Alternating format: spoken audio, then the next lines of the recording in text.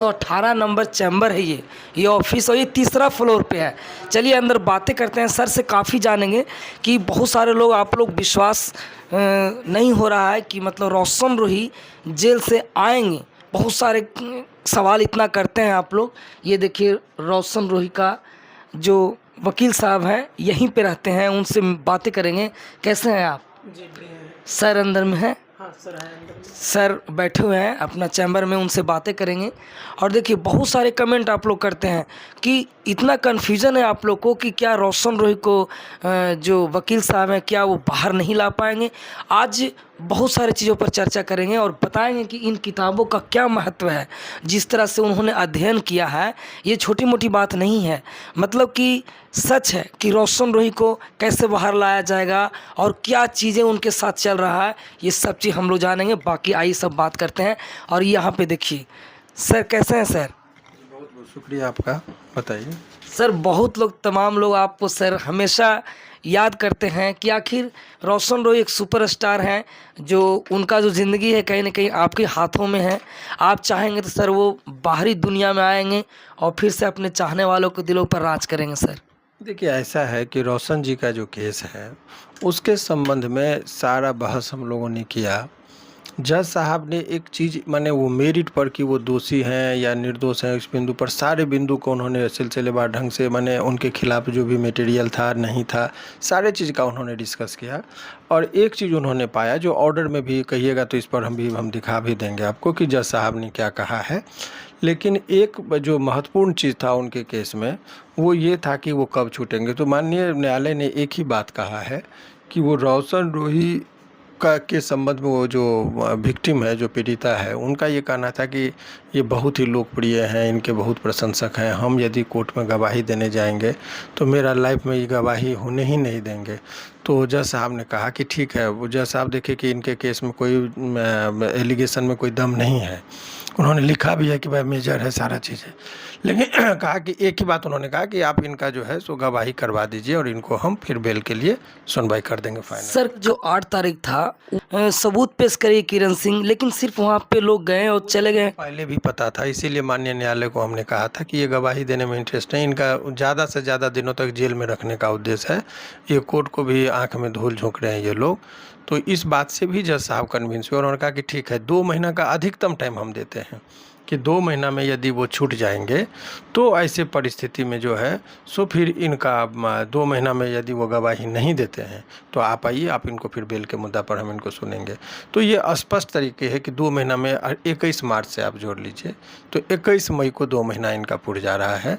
तो उसके बाद इनके बेल को हम लोग कोर्ट में फाइल करेंगे और उसके बाद सुनवाई होगी और ये निकलेंगे। यही कहानी है। सर अभी आपका शायद आखिरी वीडियो होगा जिसमें आप सर वादे करेंगे उनके चाहने वाले को कि रौशन रोही को आप बाहर निकाल पाएंगे सर, क्योंकि लंबे समय से लोग को लग रहा है कि अब कब। देखिए, वो अफलातूनी या फिल्मी स्टाइल में कोर्ट में खास करके इसकी एक गरिमा होती है, वो नहीं बोलना चाहिए। लेकिन जो ऑर्डर है, जजमेंट है, उसमें स्पष्ट निर्देश है और माननीय न्यायालय के रहम से ही कोई व्यक्ति छूटता है। वकील एक उसका जो है सो पैरवीकार होता है। हम जज के साहब के सामने उसके निर्दोष होने की बात को कोर्ट के सामने रखते हैं। कोर्ट महान होता है, कोर्ट से ऊपर कोई व्यक्ति नहीं होता है और ये बड़बोलापन है अच्छे लोगों का। विद्वान लोग बहुत कुछ सोच समझ कर बोलते हैं। तो मुझे न्यायालय का कोई भी ऐसा काम नहीं करना है जिससे न्यायालय का अपमान हो या न्यायालय का सम्मान न बढ़े। तो न्यायालय के ही और जज साहब के ही कृपा पर कोई व्यक्ति बेल मिलता है। हाँ, वकील का एक वाक्पटुता है, एक कन्विंस करने का तरीका होता है, जो चीज़ हम लोग करते हैं। तो इस केस में जो है, जो जजमेंट का ऑर्डर है, ऑर्डर अपने आप में कह दिया है कि आप इस प्रेयर फॉर बेल को रिन्यू कीजिए 2 मंथ्स में, यदि वो विक्टिम का स्टेटमेंट रिकॉर्ड हो जाता है तो। और अगर नहीं भी, अगर पहले हो जाता है तो पहले ही आ जाइए, अगर अधिकतम 2 महीना में नहीं होता है तो भी आप आ जाइए। तो इसी आधार पर 2 महीना में वो निश्चित तौर पर छूट जाएंगे। सर जो किरण सिंह का वकील हैं वो 21 तारीख को बोल दिए थे कि अब 1 साल तक तो कुछ भी नहीं होगा, मतलब उनका कैरियर खराब और उनका मतलब जेल में जीवन भर सड़ना तय है। इन तरह से बातों से क्या आप कहेंगे सर? इसलिए अब उस बात पर मान लीजिए जजमेंट कर रहा है 2 महीना और कोई बात आदमी कह दे कि 20 साल बात बोला है, तो बात किसकी चलेगी? जो लिखतम के आगे वक्तम का तो कोई महत्व है नहीं।